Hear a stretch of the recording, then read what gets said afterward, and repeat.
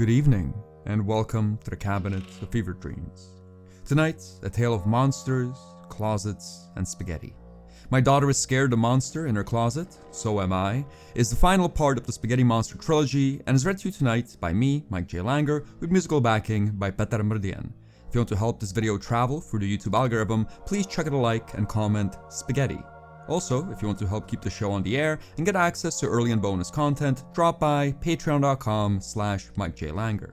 With all that said, crawl deep under the covers. The monsters can't get you there.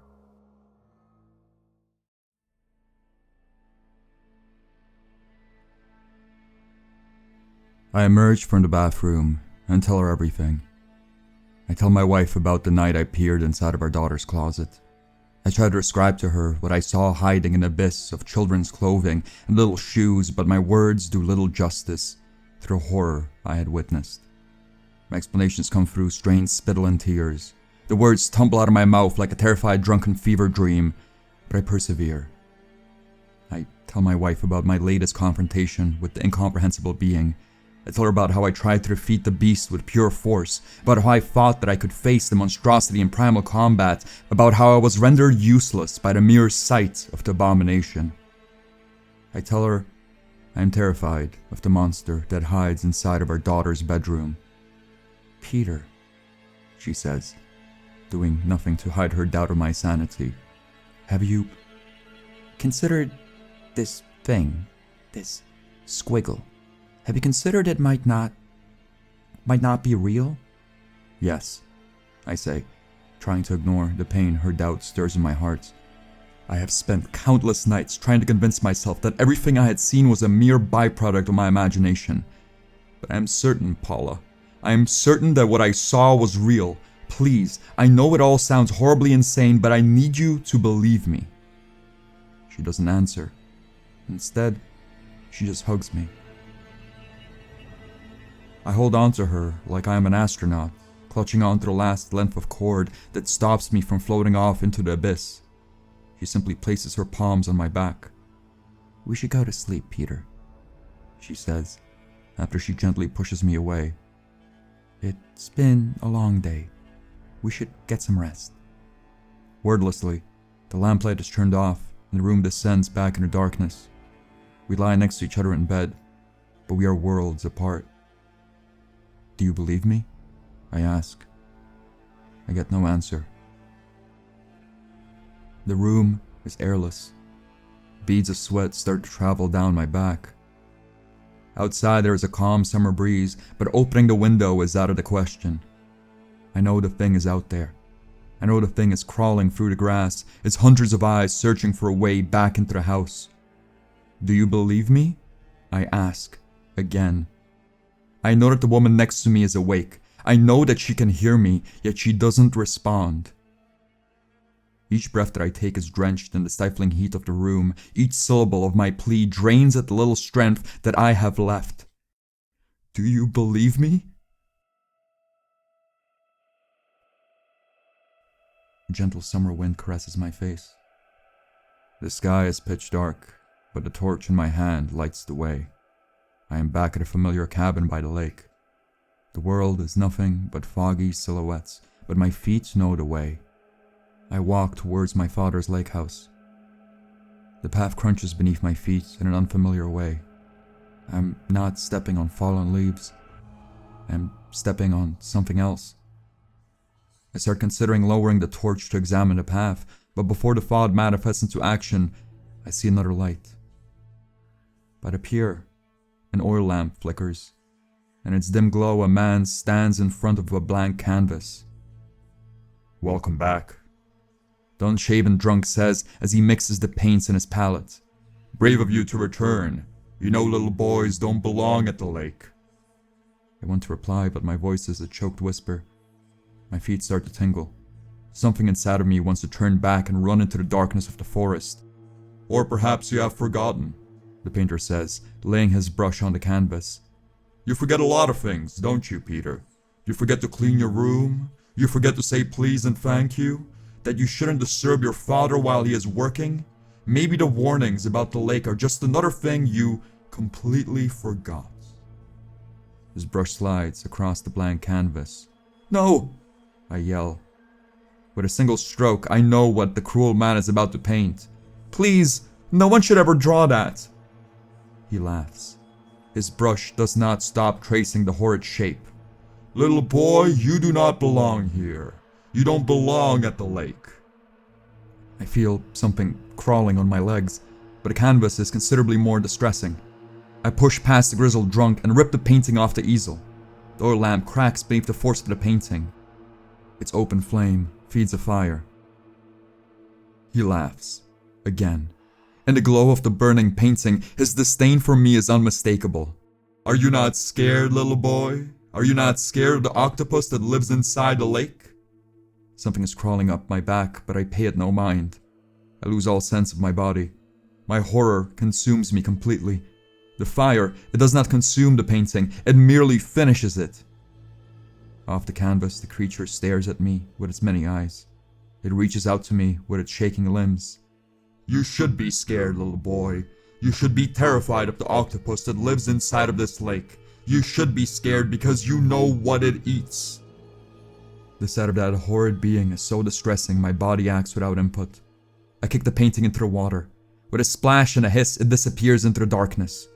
"I'm not scared," I yell. "I'm brave." He leans close to me. I smell the gin on his breath. "You should be," he says. "You should be scared. Because in this lake there lives an octopus. And that octopus eats little vermin like you." A sudden burst of light crashes through the dark night. The pond flares up in an impossibly hot glow. Around my feet, I see insects and worms. The pier is covered with them.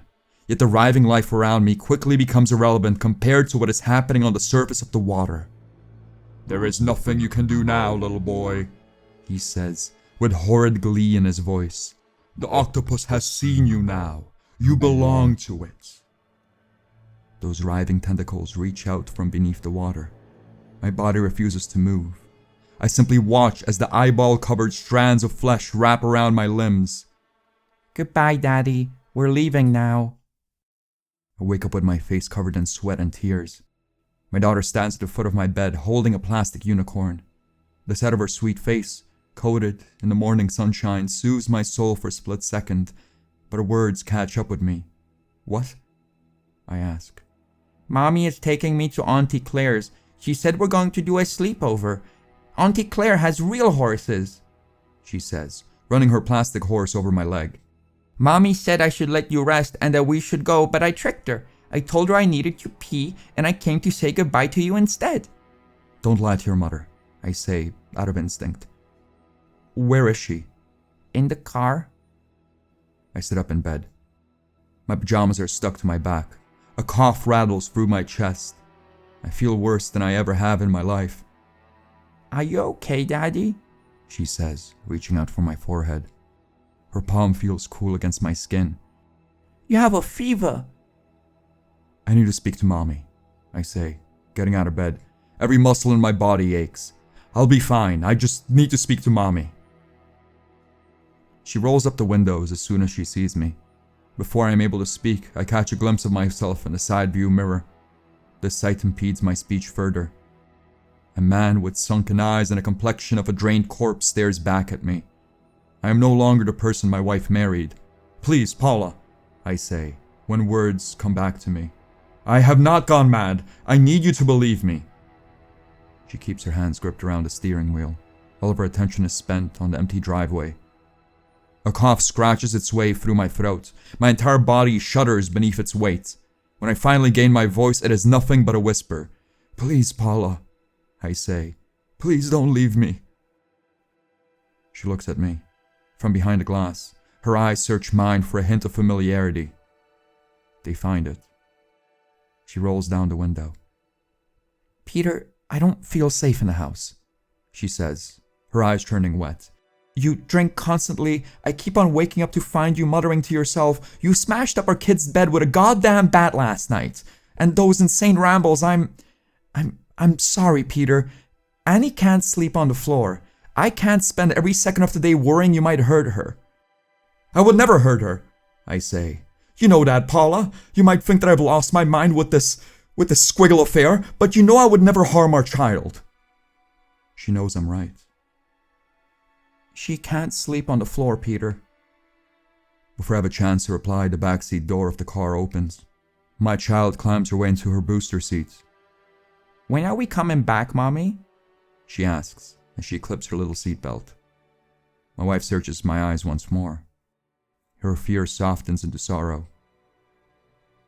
We'll come back when Daddy fixes your bed. Have fun with the horses, Annie, I say, choking back another cough. I will, she replies. Stay brave, Daddy. And so, they drive off. I'm left alone in the house. I am left alone with my fear. The box of tools is heavy in my aching hands, but I carry it regardless. When I reach the collapsed bed, however, I do not repair it. I simply collapse into the unicorn covers. The bed is far too broken, and the fever festering in my veins is far too draining. I close my eyes to rest. At first, it feels like sleep is within reach. The pain in my muscles starts to muffle beneath the coming wave of unconsciousness. My fevered mind calms. At first, it feels like sleep is within reach, but then I remember it. That horrid shape, that confounding nightmare, that portrait that should never be painted. I remember the squiggle. My heart starts to race. A new crop of sweat pours over my back. I sit up. My daughter's closet looms before me, a cruel reminder of the horrors I had witnessed. If only I had shut the door the night I first saw the monstrosity. If I had been brave enough, the creature would no longer be an issue.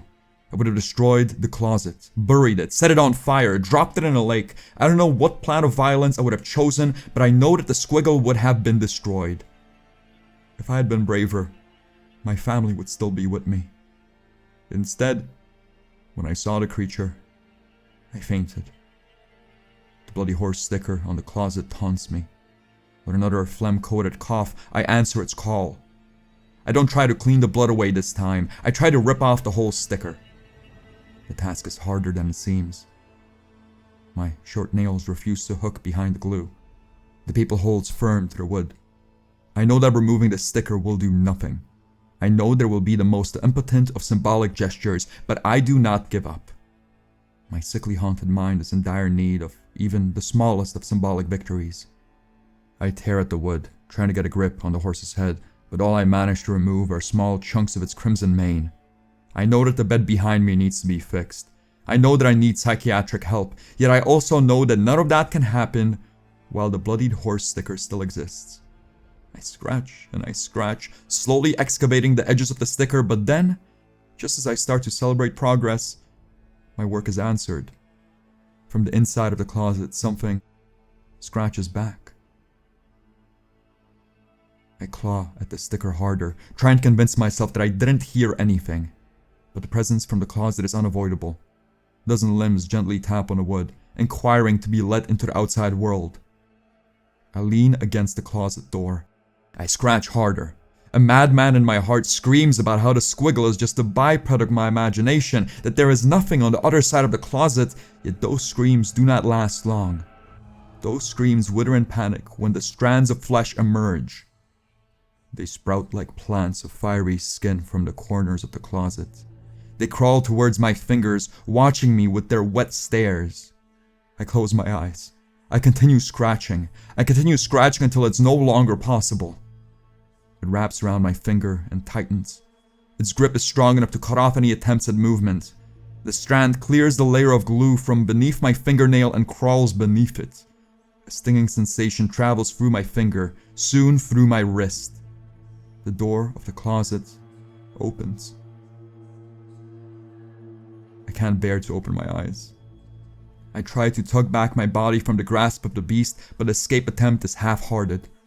I know there is no negotiation with the tentacles.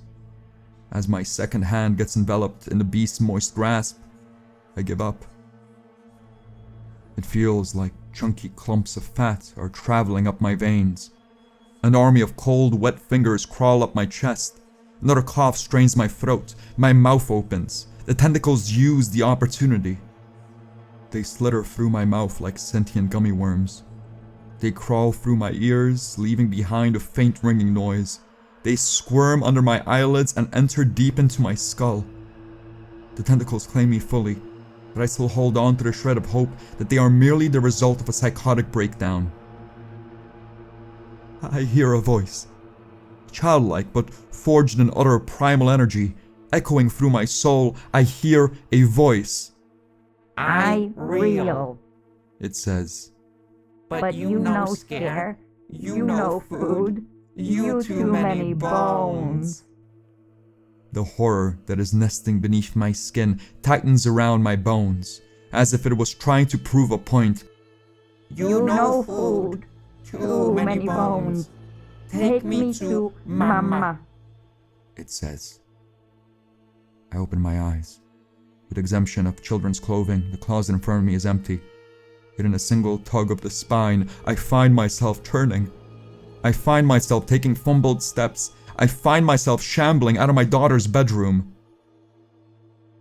The stairs prove to be a problem. I fall down. Twice. Yet the numb pain that spreads through my body is of no interest to my puppet master. After every failure, my body hoists me back to my feet and continues to stagger forward.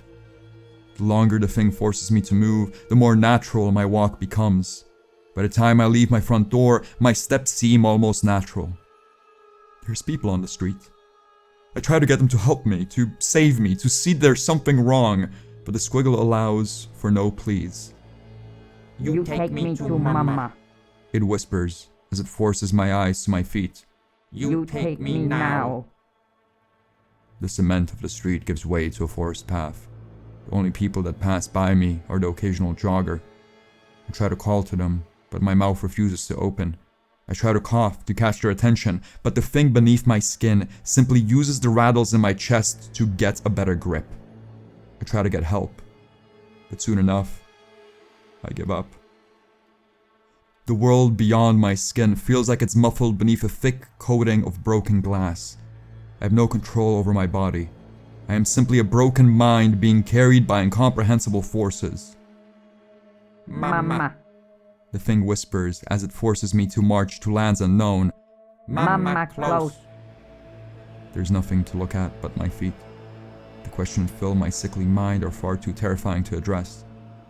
My soul wrestles reality with no victory in sight. Each step becomes indistinguishable from the last. We walk for an eternity. Crunch. The sun has set, but its dying rays still illuminate the forest path. Crunch. Past the fever, past exhaustion, past the terror, I try to get my eyes to focus. Crunch. I am stepping on cockroaches.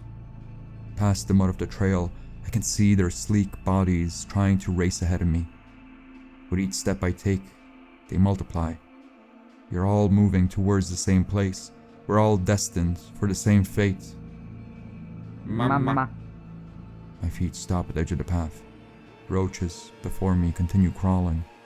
They crawl to Mama. 1,000 pulsating veins, a fathomless flurry of cruel colors, a never-ending throat filled with dull teeth made of flesh. I cannot handle the sight of that terrible maw, but my head refuses to turn. Mama. Cries the voice in my head. The horrid hole growls. The trees around us shake at the grisly tenor of its grunt. Mama. The thing inside me pleads. No food, too much bone. My skeleton is gripped once more, tighter this time. Try to back away from the blasphemous sight before me. With every sinew of my being, I try to preserve my life, yet my body refuses to bulge. Another howl comes from a perplexing mess of life in the hole. It extends its massive appendages towards me. My mind starts to waver. The horrid reality before me starts to blur. Mama, no. The thing inside me screams. Too much bone. No food. You hurt Mama. No. My lips part, but no words leave my throat. Instead, a writhing mess of cold life travels out of my jaw. Mama, too much bone. Too much bone. No eat. Mama, no. The mass of flesh stemming from the ground doesn't heed the warnings. It slithers towards me, its eyes watching me in starved anticipation.